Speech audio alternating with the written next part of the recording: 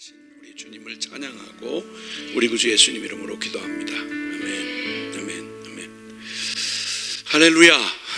우리 비상한 때 또 우리 더욱 복음으로 하나님은 이 위기를 우리에게 축복의 기회로 삼아주고 계십니다. 왜냐하면 웬만하면 사람 살아가는 날 동안 일상에 치여서 먹고 마시고 시집가고 장가가고 사고 팔고 거기다 덧붙여서 불안한 거예요.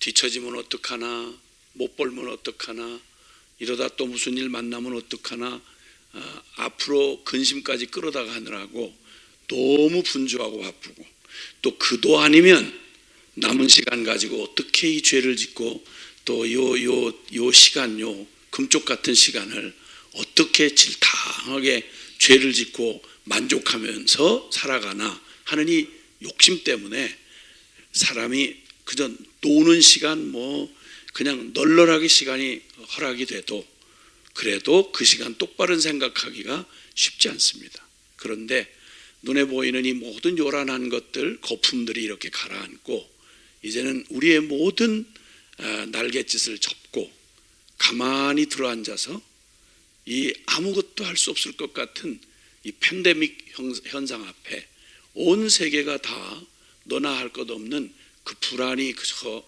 어둠이 덮어오는 이런 상황에서는 이제 우리 눈앞에 요란스러운 것들이 다 이제 제자리에 다 들어가서 잠잠해지고 떠들던 입들도 이제는 막혀서 더 할 말이 없어지고 그렇게 대단한 지식으로 미래를 예측하고 계산하고 하던 모든 일들 그 굉장히 세상을 다 뒤집어 놓을 것 같았던 그 이론들, 학식들 그리고 그 굉장한 시스템들 그것이 모두가 이제 덧없이 아무도 우리를 책임져 줄 수 없다는 사실을 비로소 깨닫고 이건 이제 깨달을 일이 아니라 원래부터 그랬는데 이런 일을 당하고 나니까 비로소 깨닫게 되는 것입니다. 그때 조용한 내면의 질문이 생깁니다. 난 누군가? 이렇게 앞으로 가면 어떻게 되는 건가? 이때를 다행히 모면하고 나면 그 다음엔 더 나은 무엇이 있을까? 그 다음에는 불안 날이 없을까? 나는 언제까지 이 땅에 존재하게 되는가? 라고 하는 가장 중요한 우리가 잊고 살았던 당연히 했어야 될 질문을 너무 바빠서 마음이 분주해서 생각하도 못하던 것들을 이 위기의 때에 모두가 들어앉아서 혹은 멈추어 서서 생각지 않을 수 없다라고 하는 면에서 보면 이때야말로 성경이 말할 때 너희는 여호와를 만날 만한 때에 그를 찾으라. 그가 가까이 계실 때 그를 부르라. 아멘. 그래서 우리는 바로 이때를 그저 두려움과 또 염려로 붙들려 있지 아니하고 이때야말로 우리가 달려갈 곳이 있고 부를 그분이 계시고 그래서 우리는 더욱 이때 비상한 때 더욱 복음으로 달려가기를 결정하고 지금 이렇게 하나님 앞에서 또 우리에게 주어진 그런 축복을 향해서 우리 함께 여행을 시작했습니다.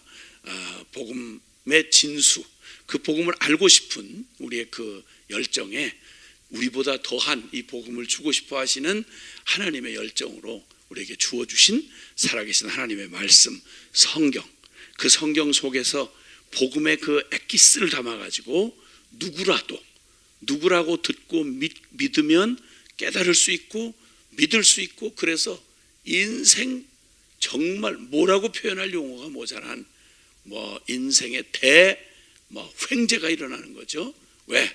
살아계신 하나님을 만나고 그분이 우리에게 주시는 복음을 알 수 있도록 그런 복음의 진수라고 할 수 있는 로마서를 우리가 공부하고 있습니다. 하나님께서 주신 이 말씀은 공부 이게 아니라 정말 하나님의 복음을 우리가 들을 때에는 하나님 그분 앞에 어명이요 라고 말하면 얘기가 분위기가 확 달라지는 거죠. 살아계신 하나님을 이제 그 앞에서 머물고 그분이 말씀하시는 그분의 복음으로 듣는 그런 태도가 필요합니다. 자, 우리 지난 시간에 우리는 그 로마서 1장을 시작하면서 가장 중요한 우리가 주목해야 할 로마서 1장은 하나님의 이 말씀이 어떻게 하든 우리가 듣고 믿어 구원 얻을 만한 생사를 가르는 영원한 운명을 가르는 말씀이기 때문에 애매모호하게 했다든지 또 아니면 아주 어렵게 누가 알아들을 수 없는 말로 한다든지 이런 건 상상할 수가 없습니다. 성경의 특징은 아주 명확하고 그리고 아주 단순하고 그리고 아주 강력합니다. 단순하고 아주 명확하고 그리고 아주 확실합니다. 그게 성경의 특징입니다. 왜냐하면 하나님이 우리를 사랑해서 주신 말씀이기 때문에 그래요. 그걸 복잡하게 만드는 건 인간 심령이 꼬여서 그런 거예요. 우리의 마음의 문제인 거예요. 근데 어쨌든 그래서 로마서는 벌써 1장 1절부터 아주 시작을 할 때부터 예수 그리스도의 종 바울은 사도로 부르심을 받아 하나님의 복음을 위하여 택정함을 입었다. 아주 명확하게 얘기하고 있어요. 예수 그리스도의 종 바울이 사도로 부름을 받아서 하나님의 복음을 위해서 택정함을 입었다. 그리고 곧바로 그 복음은 하나님이 선지자들을 통하여 그의 아들에 관하여 성경에 미리 약속하신 것이다. 그 복음은 누구도 혼잡하게 하거나 사기칠 수 없도록 어디에 제시가 됐다? 하나님의 말씀 성경에 기록이 되어 있다. 그 성경에 기록된 복음의 핵심 정답이 뭐냐? 예수 그리스도이시다. 이렇게 명확할 수가 없잖아요. 그렇죠? 그래서 우리는 요 1장 1절에서부터 1장 17절까지 요 전반부에 이미 앞으로 16장 전체에 걸쳐서 성경의 그 복음의 그 광대하고 엄청난 그 성경에 그 담겨져 있는 복음의 어마어마한 그 복음을 이렇게 아주 그대로 딱 요약을 해서 개요를 딱 적어 놓았습니다. 그림을 한눈에 이렇게 딱 보도록. 그래서 복음이 아주 총체적인 복음이고 그 복음의 가장 중요한 키워드, 그러니까 아주 핵심적인 그런 단어나 개념이 뭔지를 우리가 알면, 자, 앞으로 이런 말이 나올 때는 이런 얘기다라고 하고 그 용어들을 미리 여기다 딱 전체에 이렇게 규모를 딱 짜여서 놓았습니다. 그러니까 사실 복음의 내용 전체가 17절까지 안에 다 요약이 되어 있습니다. 거기서 이 요약되어 있는 거기에 툭툭 던져진 중요한 개념들이 어떻게 풀어져 나가는지, 그게 그 말이구나, 이 말이구나. 거기에 우리는 이제 그 하나님의 복음 혹은 또 성경이 무엇을 말하는 성경, 그 다음에 그 아들의 복음, 그리고 예수 그리스도라고 하는 바로 예수 그리스도, 그 다음에 성도, 또 하나님의 의, 또 오직 믿음, 이러한 중요한 단어들을 표시하라고 말씀을 드렸죠, 그렇죠? 예. 그리고 이제 우리는 또 그 일을 이 로마서를 전하는 통로가 된 바울, 예수 그리스도의 종 바울, 이 놀라운 이 복음의 진수, 총체적인 복음을 전하기에 정말 하나님이 딱 그냥 이렇게 예정하셔서 아주 뽑아낸 바로 그 사람 하나가 바로 바울이라는 사람이었고, 그 바울을 통해서 하나님이 당신이 전하고 싶은 그 메시지를, 그 사람이면 그 얘기, 그 내용만큼은 아주 정확하게 전할 사람이야. 우리 모두가 다 똑같은 얘기를 들어도요, 그 얘기를 들어도 그 얘기에 그냥 정말 팡되게 꽂혀서 그 얘기만 나오면 막 그냥 언제라도 자다가 깨서라도 그냥 막 가슴에 심장이 뛰고, 그 얘기만큼 딴 얘기를 다 하다가도 그 얘기로 언제든지 돌아가는 바로 그런 거 있잖아요. 바울이 바로 복음을 대적하고 반역하던 사람이었고, 그리고 또 뿐만 아니라 유대교, 즉 하나님의 이 복음을 전달하는 구약의 무대가 되었던 하나님의 선밀 유대인 중에 유대인이었고, 아주 율법의 대선생이었고, 그리고 아주 얼마나 극렬분자였던지 그는 바리새인 중에 바리새인이었습니다. 최고의 신학자였습니다. 그랬던 사람이 정말 그가 그토록 경멸하고 그 대적을 했던 십자가에 처형당한 예수, 유대교를 모욕한다고 생각했던 그 십자가, 말도 안 되는 십자가 얘기를 하면서 그 어지럽혔던 저 갈보리 언덕에서 처형당한 그 청년 예수의 이야기, 그가 죽었다가 부활했다는 말도 안 되는 사기치는 이 기독교인들 죽여야 된다. 스데반부터 시작해서 그냥 몽땅 잡아 죽이러 펄펄 뛰고 막 수색을 해서 찾아내서 그리스도인들을 잡아 죽이다가 선한 일을 하다가 하나님을 만나도 놀랄 일인데, 그 하나님을 대적하고 예수님을 대적하고 잡아 죽이러 다메섹 도상으로 가던 길에 그가 그렇게 사기쳤다, 거짓말이다 했던 부활하신 예수님이 한낮 정오의 빛보다 더 강한 빛으로 그냥 임하시는 바람에 역사의 이 로마서라고 하는 이 로마서 성경이 역사의 그 인류 역사에 끼친 그 영향, 그 사상, 이 서구의 철학과 모든 문화와 모든 그 지성에 그냥 치명적인 영향을 주고 역사의 흐름을 그냥 그대로 바꿔놓았던 그 놀라운 이 로마서가, 하나님이 이 로마서의 총체적 복음이 전해지도록 하게 하시려고 부활한 주님이 주말한 주님이 예수님께서 그 포악한 그 대적자 바울을 만나시는 바람에 거기서 그냥 거꾸로져 가지고 부활하신 주님을 만나서 죄인 중에 괴수였던 그에게, 인간의 이 한계로 알 수 없었던 이 미천하고 그냥 발악을 하던 죄인을 쓸어버려도 될 텐데 나 같은 죄인에게 일절 오래 참으심을 보이사 하나님의 말로 다 알 수 없는 그 용서와 사랑을 내게 입혀주시고, 그 다음에 왜 예수님의 십자가가 필요했는지, 나 같은 용서받을 수 없고 태생적으로 지옥의 형벌받을 죄인을 사랑하다 미치셔서 하나밖에 없는 아들을 대신 잡아 죽여서라도 우리를 구원하시려는 바로 그 주님의 비밀을 알아듣는 순간, 이 경험을 했던 바로 바울에게 이 복음은 딴 말을 아무리 혼잡하게 얘기를 해도 정확하게 알아듣는 거예요. 그리고 그 복음의 중심, 핵심이 뭔지를 헛소리 안 해요. 어디서든 그는 무슨 주제를 다뤄도 예수 그리스도로 해답이 나고 그 그리스도의 그 복음의 중심에 그냥 십자가가 뚜렷하게 새겨지는, 그래서 그가 어디든지 그를 찌르면 나를 괴롭게 하지 말아라, 내 몸에 그리스도의 흔적을 가졌느니라. 바울은 어디를 찔러도 예수님, 복음, 십자가 이렇게 나올 수 있는 사람이 되었으니, 그가 하나님이 세상을 이처럼 사랑하사 독생자를 주신 주님의 이 신비하고 인간의 이성으로 알아들을 수 없는, 그러나 너무너무 어마어마한 그 복음을 가장 정확하게 알아들을 사람이, 가장 정확하고 강력하게 증거할 사람이 바울 이상 누가 있겠어요. 그러니까 바울에게 지금 여기 키워드라고 말하는 이 중요한 얘기들은 너무 소중한 얘기예요. 성경이 말하는 핵심이 바로, 이 성경이 증언한 핵심이 바로 내가 주님 만나고 났더니 바로 그 핵심 복음이, 하나님의 복음이 바로 그 아들 예수 그리스도이더라. 그리고 하나님의 의가 거기서 나타났다. 그래서 그를 만난 사람들을 성도라고 그러는데, 그것은 오직 믿음이라고 하는 하나님의 진짜 은혜로운 하나님의 그런 그 자비로 베풀어 주신 복음이었다. 이렇게 이제 증언하는 바로 그 바울에 대해 지난 시간에 왜 그가 이 총체적이고 강력한 십자가 부활의 복음을 증거하는 일에 하나님 쓰임 받았는가라고 하는 걸 생각하는 시간을 지난 시간 가졌습니다.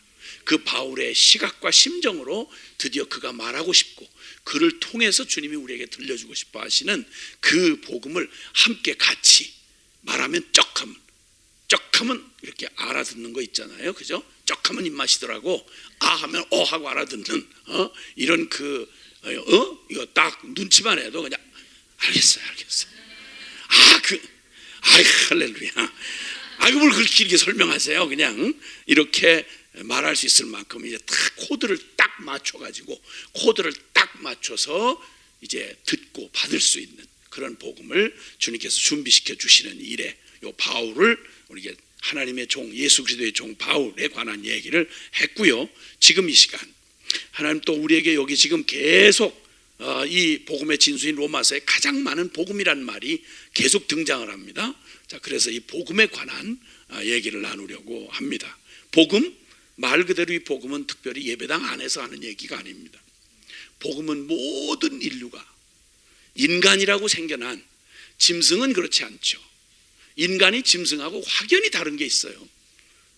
그냥 하는 일을 보면 먹고 마시고 또 배변하고 생존하고 싸우고 뭐 번식하고 이런 건 그냥 생물학적 차원에서는 인간과 짐승이 다를 게 아무것도 없어요.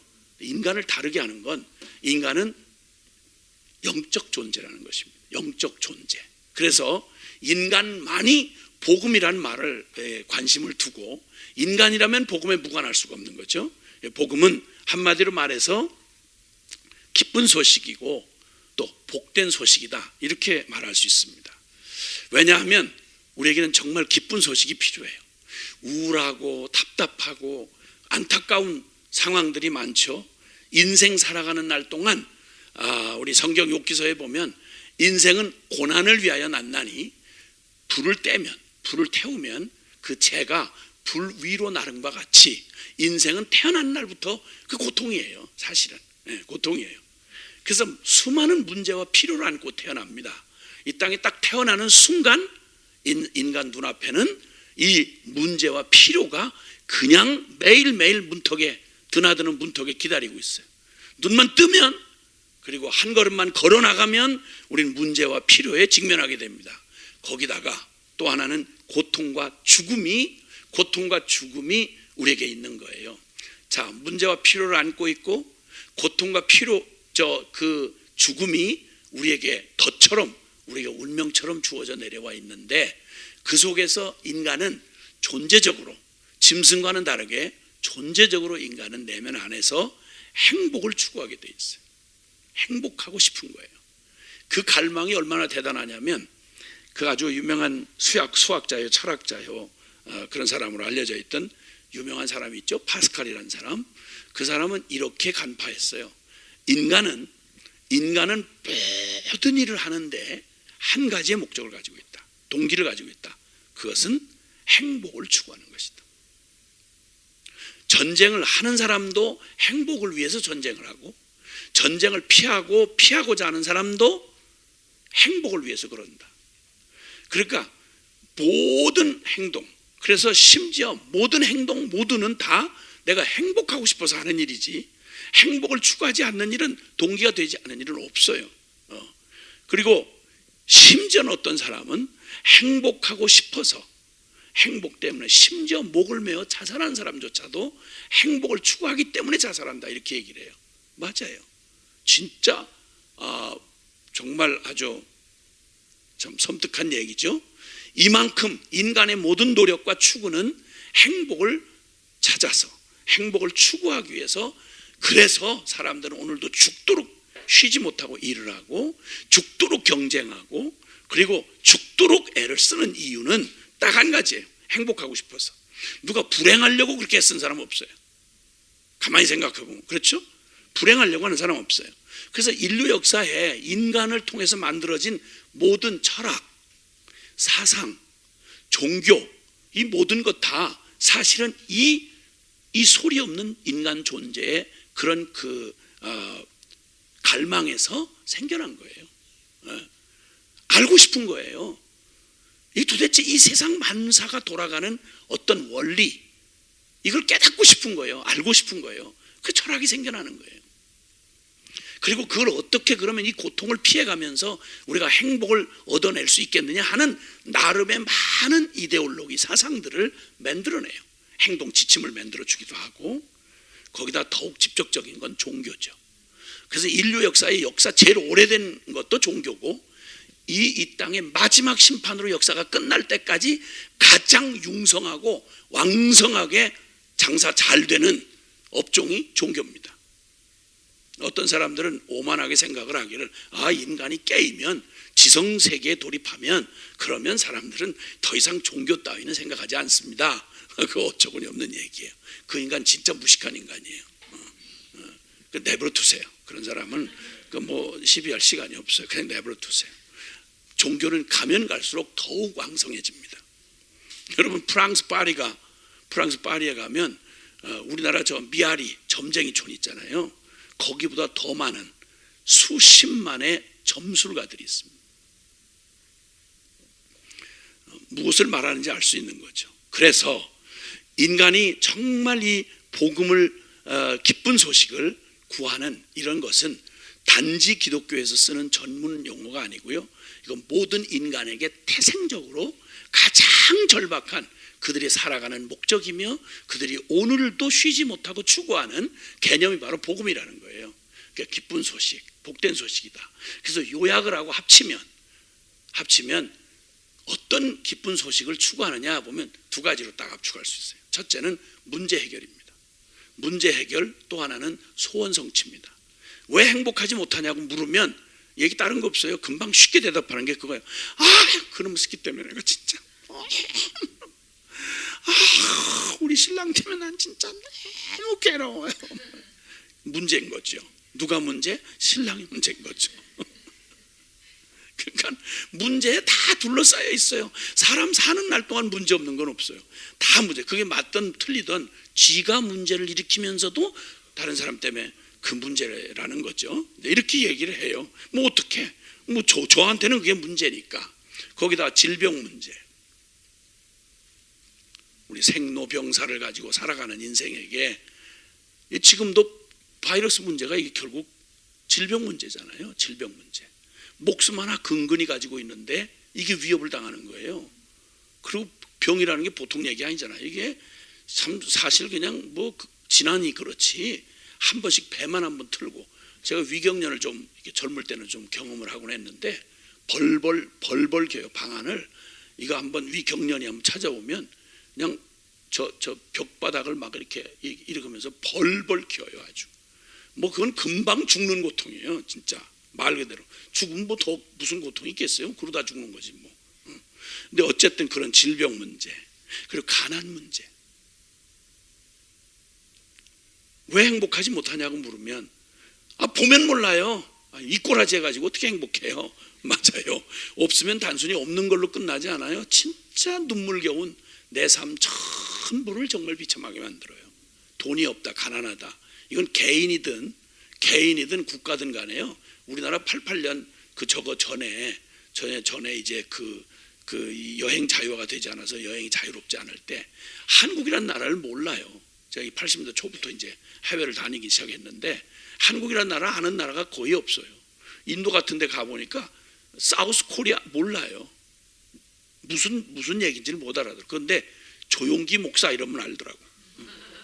그 정도로 알지 못한 나라가 너무 많고 그리고 공항에서 벌써 딱 들어설 때부터 무시당해요. 그냥 무시당하고 그냥 시달리고 이래요. 가난한 나라 그리고 별 존재감 없는 나라들은 그냥 그렇게 당해요. 그 다음에 억압. 이 사회 문제의 제일 큰 문제가 소외된 자, 억압당하는 자, 힘없는 자들 얘기, 고통이죠. 인도만 해도 불가촉 천민이라 그래가지고 그냥 사람 취급 못 받고 사는 사람들, 카스트라는 계급을 두었잖아요. 우리나라는 인도 비할 데가 없을 만큼 요 바로 100년 전까지 100년 전까지가 아니고 그저 이게 6.25 전까지만 해도 뭐 일제 억압돼 타던 그때 그 시대까지도 남아있는 게 양반 쌍놈 계급은 양반이라는 어떤 종족이 있는 줄 알았다는 거예요. 외국 사람이 종족 자체가 다른 줄 알았다는 거예요. 얼마나 인간. 그러니까 우리 얘기 요즘에 좀 듣지만 그 구한말까지 그 외국인이 쓴 저거는 그 한국 사회를 경험한 프랑스 어떤 그 학자가 이게 조선을 소개를 했는데 조선의 양반이라는 이상한 그 족속은 흡혈귀와 같더라 이렇게 표현을 했어요. 우리나라가 국민의 40%가 노비였답니다. 노예인 거예요. 노예. 우리나라가 노예가 100년 전 바로 그때까지 노예가 국민의 40%가 노예였다는 거예요. 기가 막힌 거예요. 그 백정이다 뭐다 쌍놈이다 이러면 인간은 구분받아 놓고 그 지금도 사진으로 그냥 남아 있어요.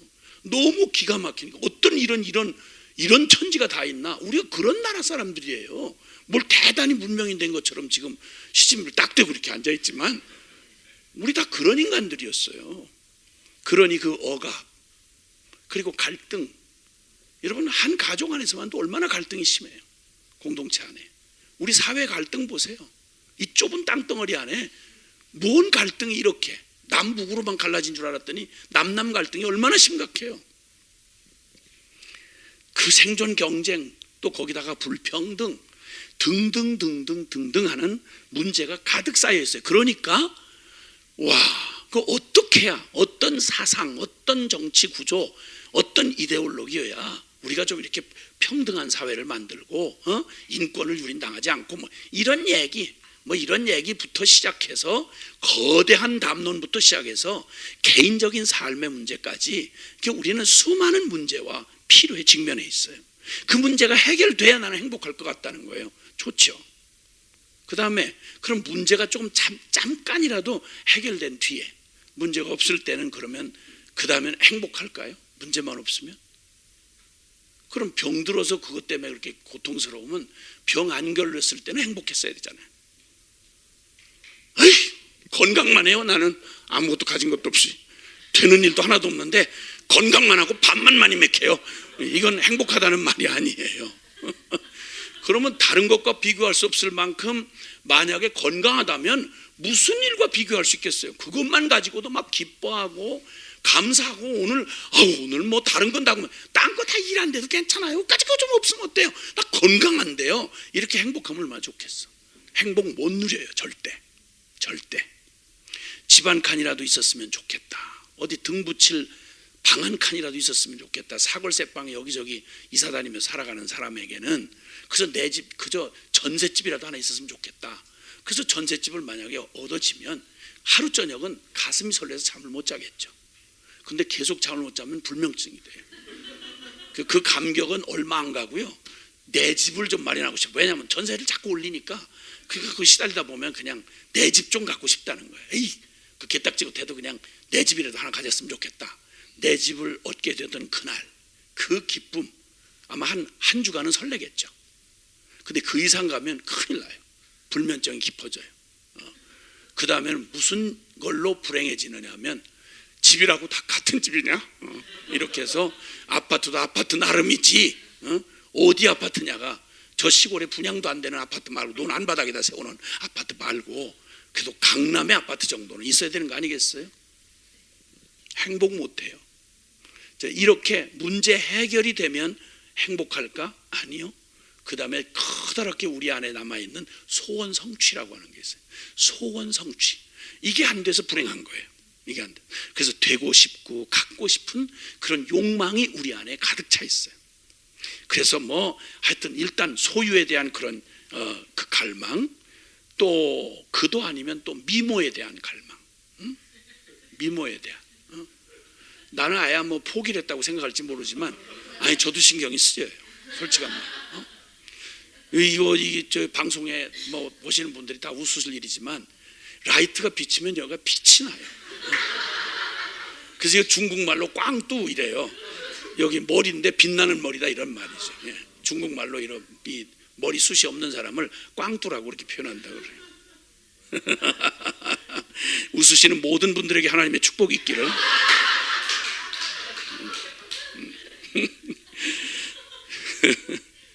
미모에 대한 그 집착 대단하잖아요.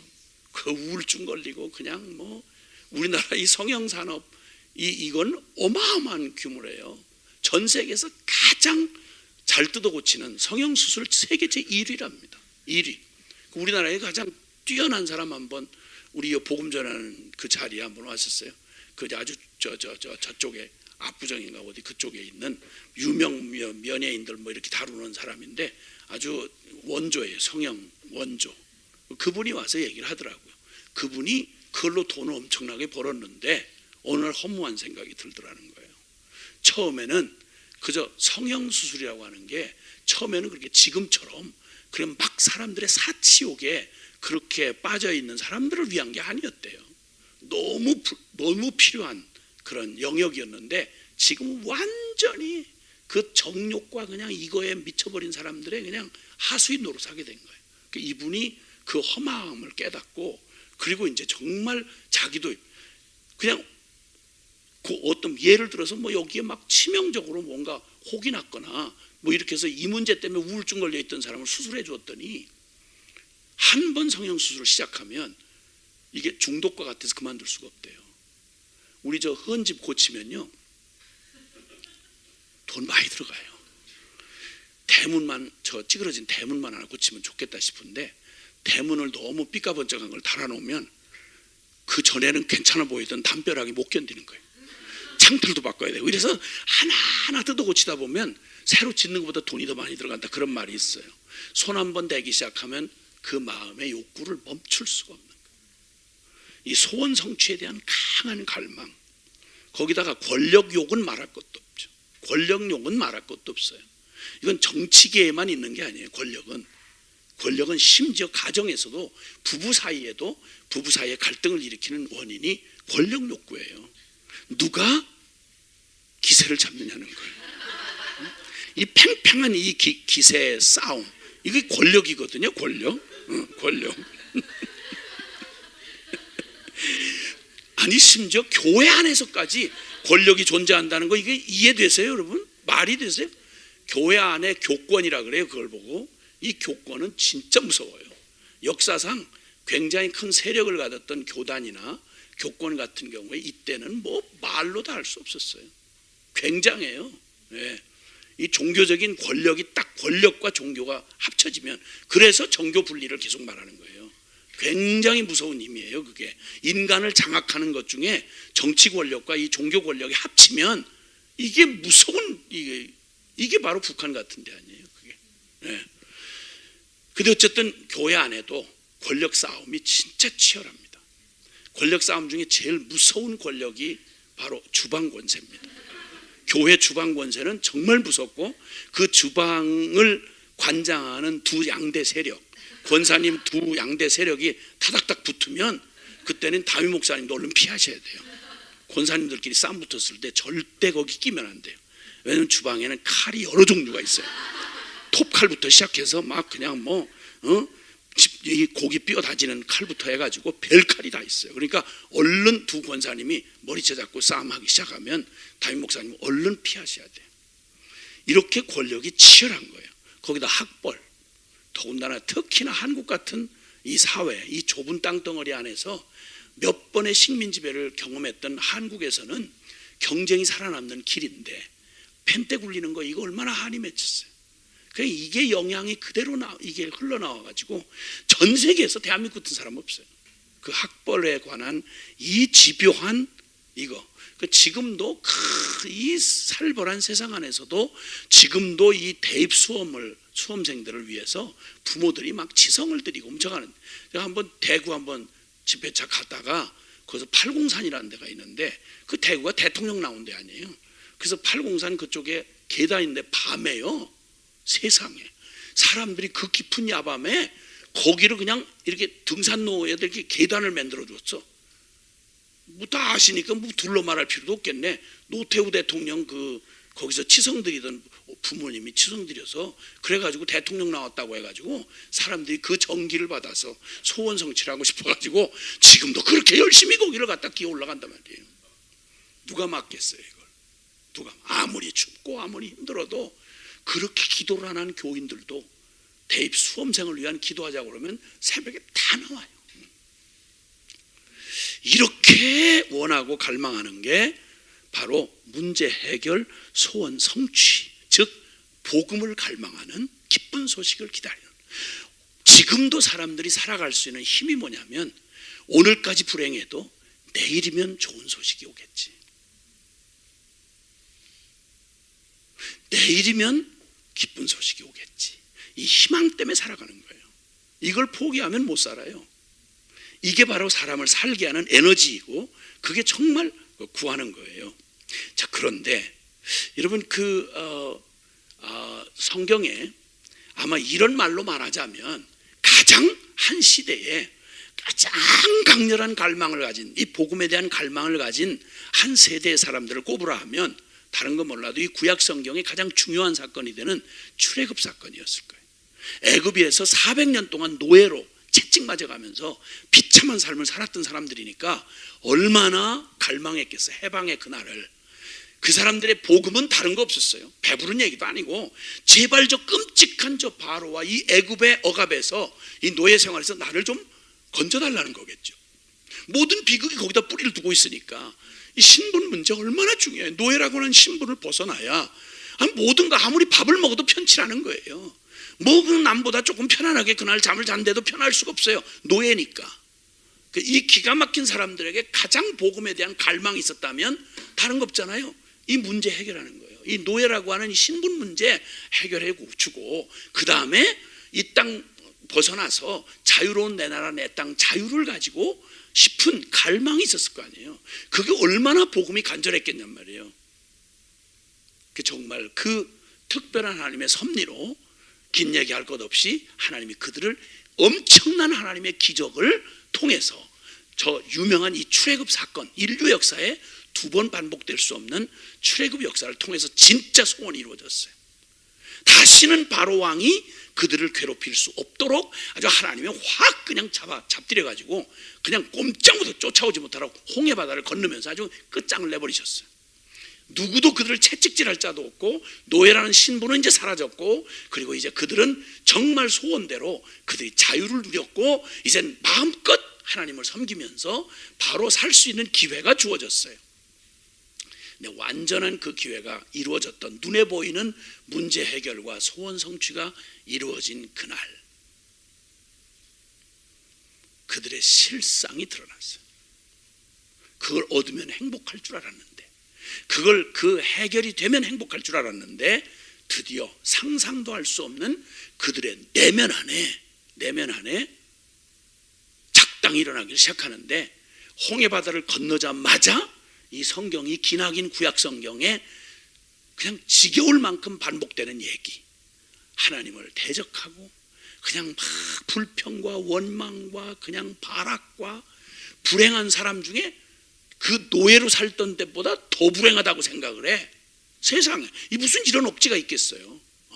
그리고 끝내 그냥 그들을 향해서 주시는 하나님의 복음을 거절하고 악을 쓰고 발악을 하다가 그 기가 막힌 복을 받고 나온 출애굽 이후에 광야 40년 동안에 그 출애굽의 기적을 받은 성인 20세 이상의 성인이 몽땅 다 제 죄로 지가 원망과 불평과 발악한 대로 거기 바로의 손아귀에서는 빠져나왔는데 그런데 깜짝 놀랄 건 자기 마음 안에 있는 그 자기를 불행하게 하는 적이 눈에 보이는 환경이고 조건인 줄 알았는데 그런데 깜짝 놀랄 건 그게 문제 해결되고 소원 성취가 일어나고 나니까 비로소 나의 모든 행복은 다른 데 있는 게 아니라 이 불행의 원인이 적에게 있고 환경에 있는 게 아니라 이걸 치워놨더니 비로소 자기 내면 안에 무서운 원수가 눈에 보이던 바로가 아니라 나구나 하는 사실을 깨달은 거예요.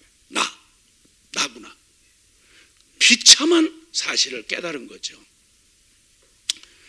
자, 그러니까 역사에 이런 사람들이 이걸 기뻐할 수가 없고 행복할 수 없는 복음이라면 인간이란 건 참 기묘하구나. 아니 그냥 보면 그렇게 문제 해결 소원 성취만 되면 행복할 것처럼 그걸 해결하려고 막 그 복음을 얻으려고 그렇게 쉬지도 못하고 목숨 걸고 싸우고 투쟁하고 그렇게 해서 얻었으면 행복을 누려야 될 거 아니에요. 근데 행복을 못 누리는 거예요. 아무리 힘이 남아도는 사자도요, 배부른 사자는 더 이상 사냥 안 한다고 해요. 그 옆에 그 기가 막힌 맛있는 그 사슴떼가 그냥 와서 그냥 낼름낼름 하고 왔다 갔다 해도 배불러서 딱 다리 뻗고 이렇게 하고 사냥 다 배가 충분하게 채워진 사자는 사냥을 하지 않는다고 그래요. 근데 놀랍게도 만물의 영장의 인간은 배가 터져 죽어도 그 탐욕을 채울 수가 없어요. 내가 먹고 살만한 것만 가지고는 양이 안 차요. 서울 시내 다 가지면 대한민국 갖고 싶어요. 대한민국 다 가지면 아시아를 다 갖고 싶어요. 이 끝없는 탐욕.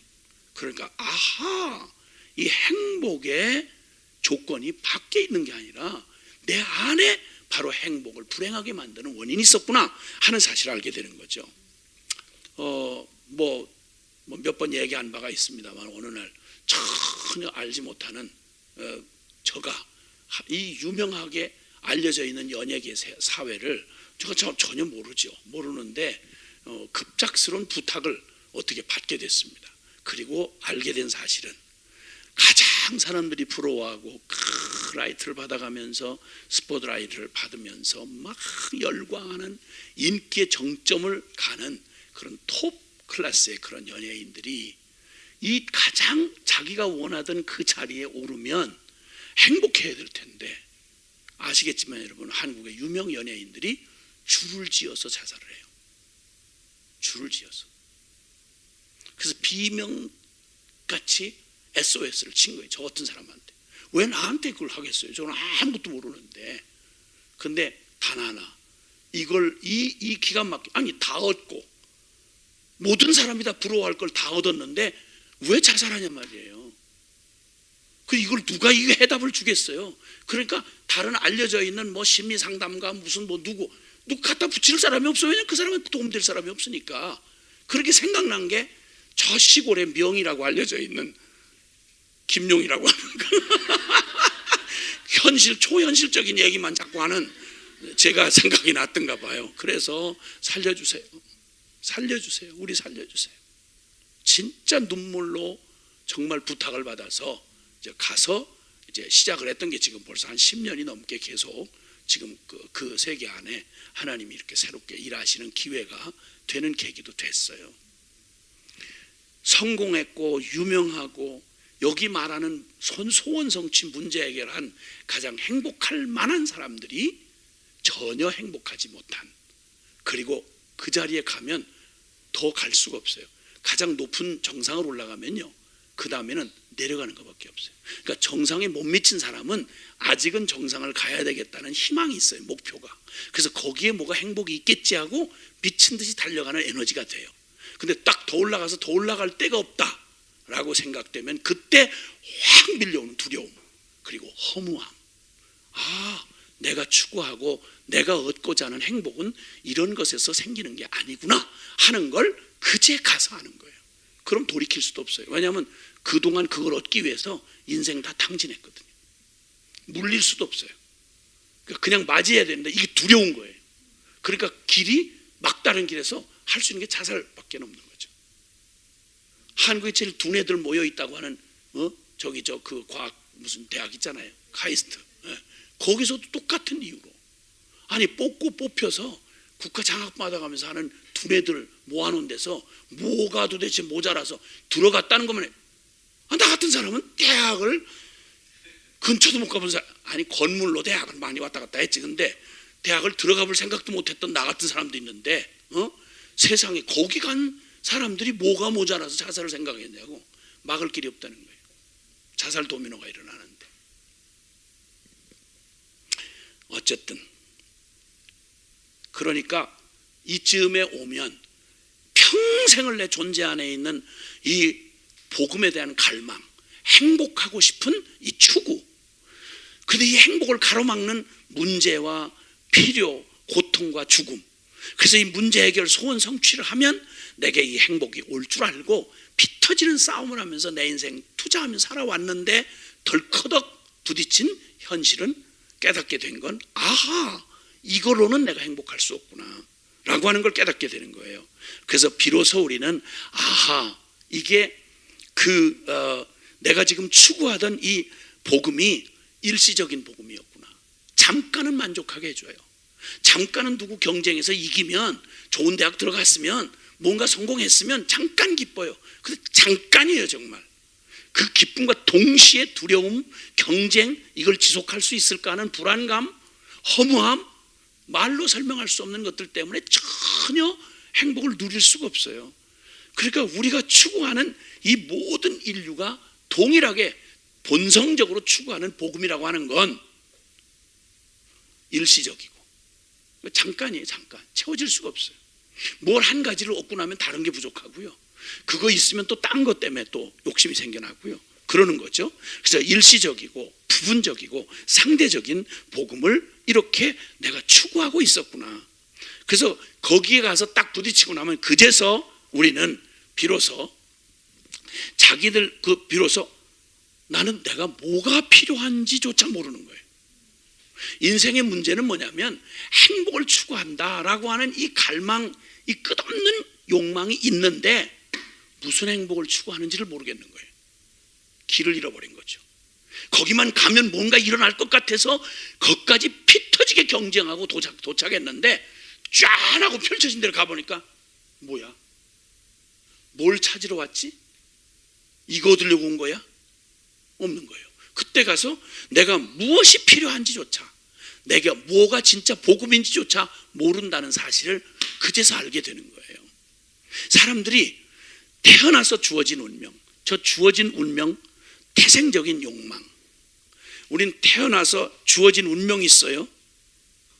많은 문제와 필요를 안고 태어난, 고통과 죽음을 가지고 태어난 운명이 있어요. 태생적으로 주어진 운명. 그리고 태어날 때부터 엄마 탯줄에서 딱 떨어지는 순간부터 누가 가르쳐 준 것도 아니고 누가 심어준 것도 아닌데 욕망이 우리 안에 있는 거예요. 욕망. 여러 끊임없는 욕망. 이 욕망이 있기 때문에 또 살아가죠. 근데 그 욕망을 따라 살고 싶은데 얻었다 해봤자 지금 말하는 그게 진정한 행복을 줄 수 없는 일시적이고 부분적이고 상대적이었고, 그럼 나는 도대체 이런 나는 뭐야? 라고 하는 생각을 하는데 이때 비로소 우리는 나는 누군가라는 질문을 하게 돼요. 한번 따라해 보실까요? 나는 누구인가? 이 질문을 진지하게 여러분 자신에게 해보았던 적이 있으셨나요? 그때는 언제가 처음이었나요? 누구도 가르쳐 주지 않아요. 누구도 가르쳐 주지 않아요. 왜 이걸 안 가르쳐 주죠? 이게 가장 중요한 거잖아요. 이거야말로 가장 중요하잖아요. 나는 누구며, 나는 누구인지, 그리고 어디서 왔나, 나는 나의 출발이 어디서부터인가, 그리고 무엇을 위해서 이 땅에 나는 왔는가, 난 이 땅에 뭐 하려고, 그냥 이렇게 막 안 먹으면 죽을 것 같아서 날마다 무슨 밥벌레처럼 밥이나 먹자고 이렇게 막 호둥대다 가라고 이렇게 한 건 아니잖아요. 물론 밥 먹는 일은 너무나 행복한 일이에요. 그러나 해대는 입장에서는 죽을 일이에요. 이게. 어떻게 이 무적행 같은 저 배는 아침을 먹으면 그 다음에 생각이 나지 말아야 될 거 아니야. 어떻게 때만 되면 정확하게 이 배꼽 시계는 정확하게 점심때가 되면 언제 먹어요? 아니 맡겨놓은 것처럼. 저녁도 마찬가지. 하루를 그렇게 이빠이 먹었으면 그 다음 날은 건너갈 수도 있잖아요. 아니요. 정확하게 떠오르는 아침 햇빛과 같이 똑같이 그 식욕부터 시작해서 모든 이 안에 있는 욕구가 작동을 해서 잠이 깨나가지고 또 오늘 하루를 그냥 피터지게 살아야 되는 거예요. 난 도대체 무엇을 위해 사는 거지? 그리고 어디로 가는 거야? 그리고 답은 명확한 거예요. 여러분 그 유명한 그 로마의 그 한 대학의 정문에 쓰여진 글이 있다고 그러죠. 정문 지금도 있다 그래요. 거기에는 굉장한 멋진 뭐 진리, 평화, 자유, 대학다운 무슨 이런 것들이 좀 써 있을 만한데 대학 정문 앞에 거기 뭐라고 써 있냐면 그리고 그 다음에는 물음표 이게 새겨져 있다 그래요. 거기에 얽힌 얘기가 있잖아요. 거기에 그 학교의 총장을 지내겠던 그 유명한 분인데 그 사람이 고학생으로 정말 어려운 가운데 머리 좋고 성실하니까 법학생이었어요. 그 법학생으로 공부를 잘하는 모범 학생이었는데 모범하고 상관없이 너무 기가 막히게 어려우니까 버티다 4학년 졸업반쯤 갔을 때 더 이상은 갈 수 없냐, 학자를 낼 수가 없고 그 생활비도 없으니까 그래서 그만둬야 하는 지경에 왔을 때 그때 잘 알려져 있는 빌리공이라고 하는 자선 사업가에게 그 마지막 희망을 걸고 찾아갔어요. 참 너그러우신 분이었어요. 길게 물을 것도 없고 그냥 충분히 졸업 때까지 이렇게 쓸 수 있는 충분한 글을 선뜻 이렇게 기부해 주었어요. 너무 감사해서 받아서 인사하고 일어나려고 하는데 학생, 내가 한 가지 묻지. 자네 참 성실하고 정말 훌륭한 청년이네. 잘 학교를 잘 마치겠지. 예, 제가 실망시키지 않고 잘하겠습니다. 그래, 그렇게 되기를 바래. 그리고 그 다음에는 그 다음에는 제가 훌륭한 법관이 돼서 제가 이렇게 하고, 또 그 다음에는 저도 개인 사무실을 내서 이렇게 성공하고 싶습니다. 그리고 그 다음에는 저도 사람이니까 가정도 꾸리고 행복하게 살고 싶습니다. 그래, 그렇게 되기를 바라네. 그리고 그 다음에는 그 다음에는 나이를 먹겠죠. 그리고 그 다음에는 얼굴이 웃음기가 싹 가신 얼굴로 그 다음에요? 그 다음에는 죽겠죠. 그리고 그 다음에는 그 다음에 뭐가 있나요? 그때 엄한 얼굴로 아주 단호하게 야단을 쳤어요. 똑바로 들어두게. 그 다음에는 하나님의 엄중한 심판이 기다리고 있네. 그때 그 충격이 너무도 컸어요. 그 좋은 머리로 한 번도 생각 안 해본 자기 인생의 가장 심각한 질문에 그리고 그 다음에는 떠나질 않고 그의 인생을 아주 근본적으로 바꾸는 그런 질문이 됐고, 그는 훗날에 그리고 참 많은 후학들에게 영향을 주는 존경받는 총장이 된 뒤에 자기가 한 그 학교의 그 정문에다가 그리고 그 다음에는, 이 간단한 질문 앞에 우리가 서봤더라면 언제 이런 질문에 내 인생이 한번 정직하게 서보셨나요? 나는 누구고 어디서 와서 무엇을 위해 살며 결국 어디로 가는가? 궁극적으로 죽을 텐데. 그래서 굳이 철학이다, 대단한 사상이다, 종교다 이런 걸 다 떠나서요, 이 말을 듣고 계시는 모든 분들에게 정말 이 질문 드리고 싶은 거예요. 그리고 그 다음에는, 그러면 정답이 나와 있을 것이고, 그 다음에 우리를 기다리고 있는 게 뭐죠? 정직하게 나를 대면하면 나는 피조물이에요. 내가 내 인생을 지음받았지, 말하자면 피조된 존재지, 내가 내 인생을 마음대로 만들고 또 꾸미고 내가 마음대로 결정할 수 있는 게 하나도 없어요. 정신 차리고 생각해 보면 내 국적은 내가 선택했나요? 난 대한민국 사람 태어나고 싶어서 여기서 태어났나요? 내 성은 내가 결정했나요? 나의 이 모든 됨됨이, 나의 운명을 내가 결정한 게 하나나 있느냐 말이에요. 그러면 생각해야 돼요. 와, 내 인생 내 거 아니구나. 아니 이거 정도는 굳이 철학으로 안 가도 정직하게만 내 생일 책임 있게 내 정직하게 직면했더라면, 그리고 그 다음에는 이런 말, 아니 오늘 저녁에 잠이 들면 맞이할 내일이 있다는 것 좀 생각하고 자잖아요. 내일 뭘 해야 될지, 어디 길을 떠나려고 하면 뭘 준비해야 되는지, 내가 왜 가는지 분명하게 묻잖아요. 근데 어떻게 일생 한 번밖에 없어, 일생이라고 하는 내 인생을 살면서 어떻게 이 질문하는 걸, 어떻게 이걸 한 번도 고민 안 하고 그걸 멀쩡히 똑똑한 사람들이 뭐에 홀린 거예요. 제정신이 아닌 거예요. 모든 인류 70억이 다 그렇다고 해도 다 미친 거예요. 왜? 아무도 예외 없었어요. 역사에 지나가는 어떠한 영웅도, 어떠한 호걸도, 어떠한 현자도 누구도 피해갈 수 없는 운명이 있잖아요. 받아놓은 것처럼 반드시 나는 피조물이라는 운명이에요. 누군가에게 지어졌어요. 그리고 나는 자유롭지 못한 게 뭐냐면, 평생 내가 무능하다는 건 내 양심과 내가 계속 싸우잖아요. 최소한의 양심을 가지고도 난 양심대로 사실 솔직히 살기 어렵잖아요. 죄의 종로를 타고 산다는 거예요.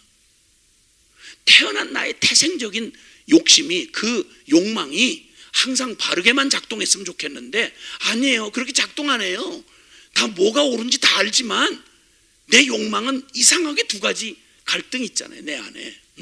선하게 살고 싶은 갈등이 있는데 어디 상상할 수 없는 그런 기가 막힌 죄의 욕망이 일어나잖아요.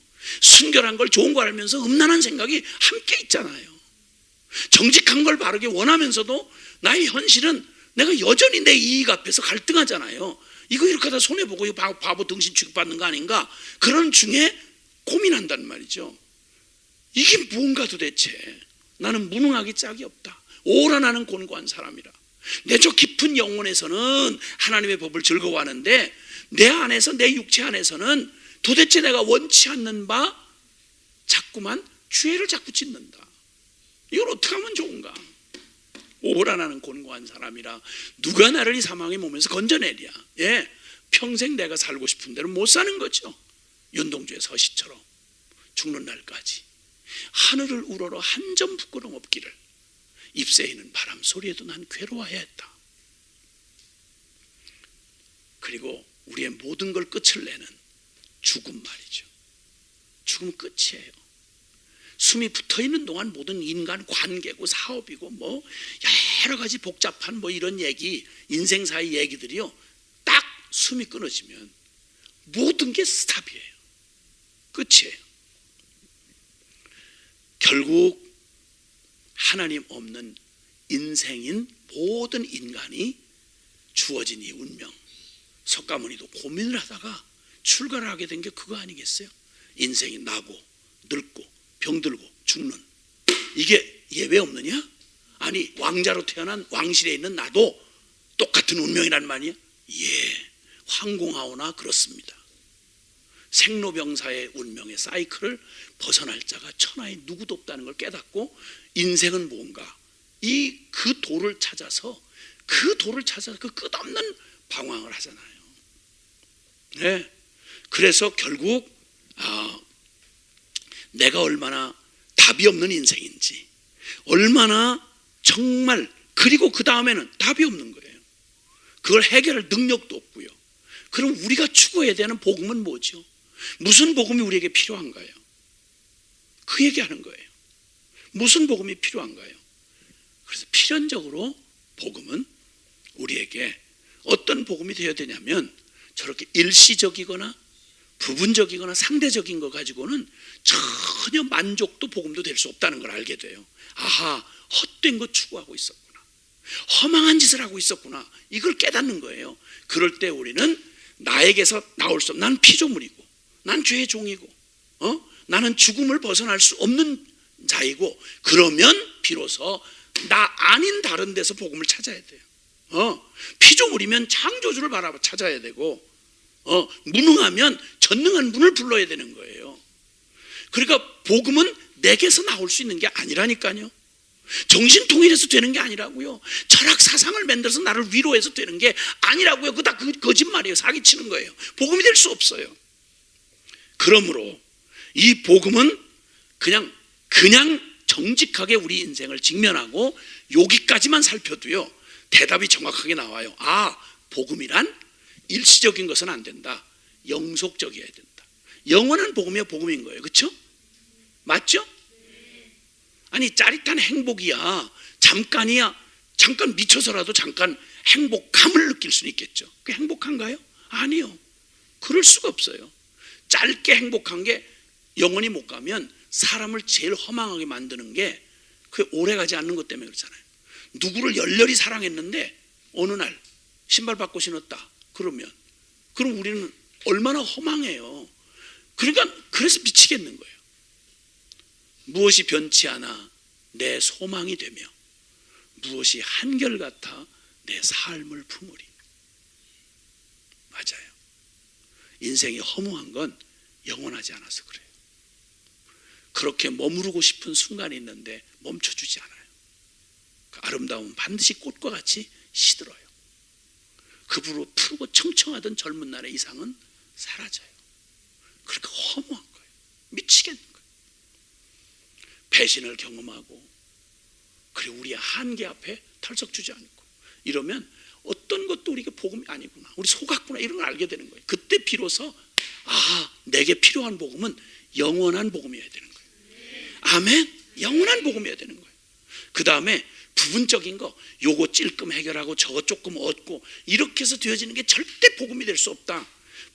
부분적인 복음은 아니다. 근본적인 복음이어야 된다. 여기 출애굽한 이스라엘 백성들이 상황과 모든 것에서는 행복을 얻을 수 있었는데 진짜 필요한 걸 발견했죠. 그들의 내면에 이 썩어 빠진 이놈의 이 탐욕의 자기 바로보다 더 무서운, 제일 무서운 게 왼수가 바로 나구나. 나 이걸 깨달아서 복음은, 진짜 복음은 나를 바꿔주지 않는, 이 근본적으로 나를 바꿔주지 않는 한 그건 참된 복음이 될 수 없다는 거예요. 가난할 때 불행했으면 돈 생기면 행복해야 될 거 아니에요. 나 그렇게 해서 행복한 분은 한 분도 못 봤어요. 한 분도 못 봤어요. 평생 40년 가까이 그냥 오직이 복음 전하면서 다녔는데 그 여러 다양한 분들을 봤지만 한 번도 그걸 때문에 불행하다는 말은 들었어도 그것 때문에 행복하다는 얘기는 못 들었어요. 맞아요. 그리고 상대적인 복음은 절대 복음이 될 수 없구나. 누구는 참 요행이 운을 잘 타서, 야, 이 사람은 그냥 벼락을 쳤는데, 요쪽 사람은 벼락을 맞아 죽었는데 나는 다행히 그 옆에서 온반 살짝 거슬리고 나는 살았다. 이게 복음이 될 수 있냐는 거예요. 그럴 수 없어요. 그럴 수 없어요. 그러니까 절대적인 복음이어야 되는구나. 자, 그러면 복음이 최소한 복음 되려면 우리에게 영속적이고 근본적이고 절대적인 복음이 되어야 된다는 거예요. 아멘? 동의가 되시나요? 예, 아멘입니다. 이 얘기를 제가 안 믿는 사람들한테, 복음을 전혀 개념 없는 사람들한테 정신교육한다고 가서도 제가 이 도전을 하면요, 아니라고 할 사람 없어요. 다 동의해요. 그런데 놀랍게도 이상한 거는 모를 때는 몰라서 아야 관심을 안 가요. 그러다가 알고 나면 비로소 뭐라고, 나 그래 싫어요. 그런 얘기하지 말아요. 이렇게 되는 거예요. 그 이상하잖아요. 그냥 모를 때는 모르는데 알고 나서도 이 복음에 대한 얘기를 할 때 이런 근본적인 얘기를 하면 이상한 것은 알고도 이걸 거절할 뿐만 아니라 조금 더 하려고 하면 대적을 해요. 그러니까 이렇게 보면 복음에 대한 태도를 조금만 짚어 들어가면 인간은 그냥 정상적인 게 아니구나. 우리가 정상이라고 말하는 게 자기들의 논리나 태도에 비춰봐도 다른 일은 그렇게 안 하거든요. 근데 이상하게 이 본질적이고 생명에 관한 일이고 근본적인 얘기를 하면 이상한 작동이 나와요. 여기서 반응이 나와요.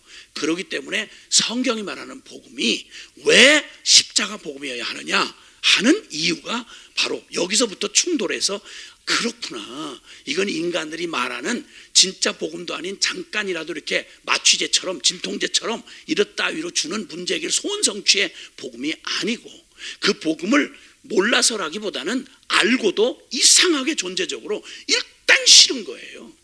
자기 망할 줄 뻔히 알면서도 술병을 못 놔요. 그거 계속하면 죽어요. 어차피 죽을 인생인데 비참하게 죽어요. 그런데도 거기다 돈을 갖다 투자하고 거기다 자기 막 그 운명을 걸고 술을 갖다 그렇게 사랑하고 붙들어요.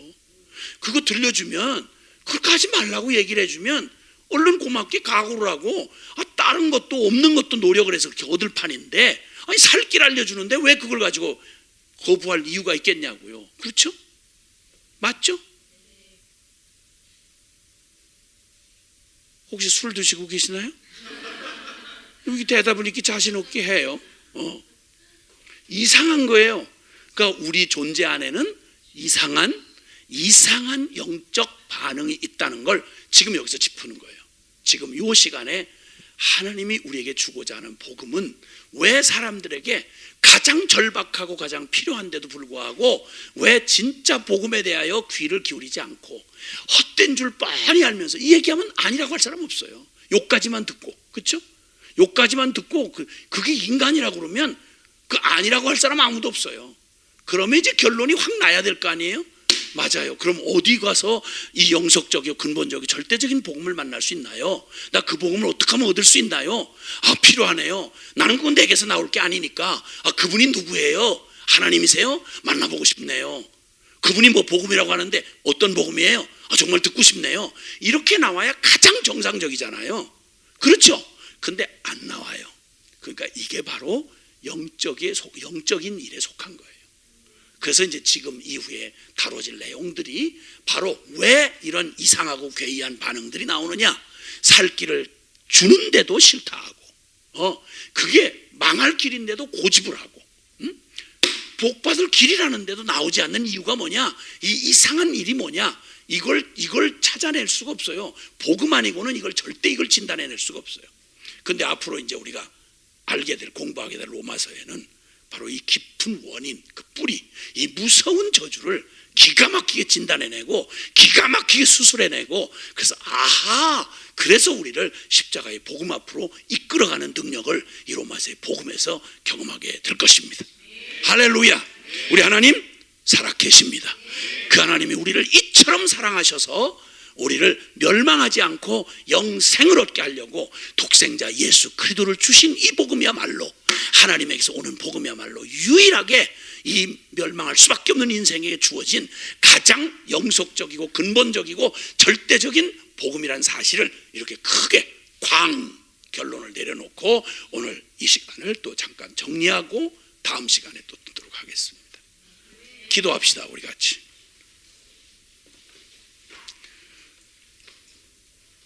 여러분, 그 다음에는 이런 질문 앞에 진지하게 서 보십시오. 나 지금 나 이 길을 가는데, 이렇게 사는데, 그리고 이런 소원이 있고 이런 문제를 해결받고 싶은데, 그리고 그 다음에는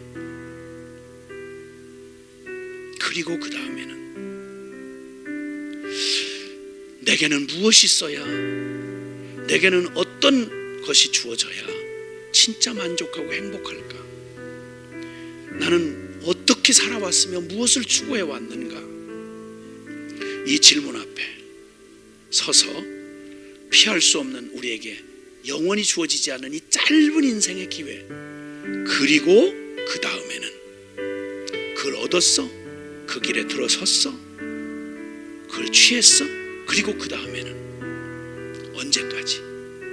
여러분, 이 가장 근원적인 질문 앞에 서서 나의 기가 막힌 상황, 난 피조물이었구나, 죄의 종이었구나, 죽음의 운명이 나를 기다리고 있구나, 나는 누구지? 그리고 정직하게 하나님 앞에 나아가서 주님, 나를 가르쳐 주시고 주님이 나를 향한 당신의 그 놀라운 복음을 내게 더욱 명확하게 가르쳐 주옵소서. 우리 함께 같이 기도하겠습니다. 사랑하신 하나님 아버지, 감사합니다. 주님 고맙습니다. 아름다운 주님의 초청 감사합니다. 예, 그렇습니다.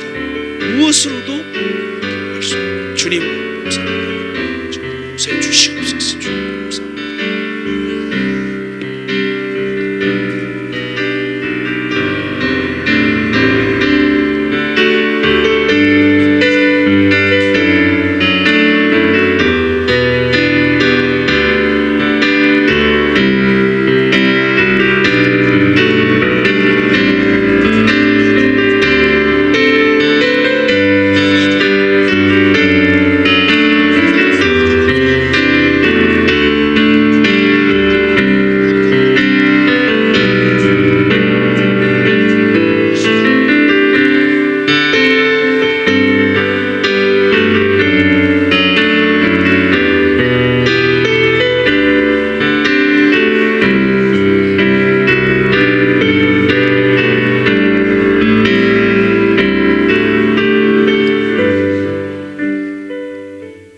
기도하겠습니다. 우리의 이런 질문들에 우리가 부딪혀 보았습니다. 나는 영원한 것을 사모하는지, 영속적이고 절대적이고 근본적인 것을 사모하고 그것을 추구하고 나아가는 그런 믿음을 가진 자인지, 아니면 부분적인 것, 일시적인 것에 잠깐 만족하고 허무해지는 그런 것을 쫓았던 사람인지, 우리 잠깐 이 로마서를 통하여서 하나님의 말씀 진리를 통하여 우리 내면을 비춰보았습니다. 그렇다면 이 시간 하나님, 영원히 변하지 않는 영속적이고 근본적이고 절대적인 이 진리 예수 그리스도 하나님 이 복음의 빛을 우리 심령 가운데 비춰 주시옵소서. 하나님 제가 알아들을 수 없다면 알아들을 수 있도록 알아들을 때까지 주님 나를 일깨워 주시옵소서. 주님 종이 듣겠습니다. 정말 겸손한 마음으로 주님 말씀하실 때 하나님 아멘하며 듣겠습니다. 시간 주님 앞에 간절히 하나님 들려달라고 일깨워 주시라고 내 마음에 믿어지게 해달라고 영원한 걸 사모하게 해달라고 주님 앞에 영원한 복음 되신 예수 그리스도 그분 붙들며 기도하며 나아가시겠습니다. 기도하겠습니다. 할렐루야. 살아계신 하나님 선하시고 인자하시고 자비로우시고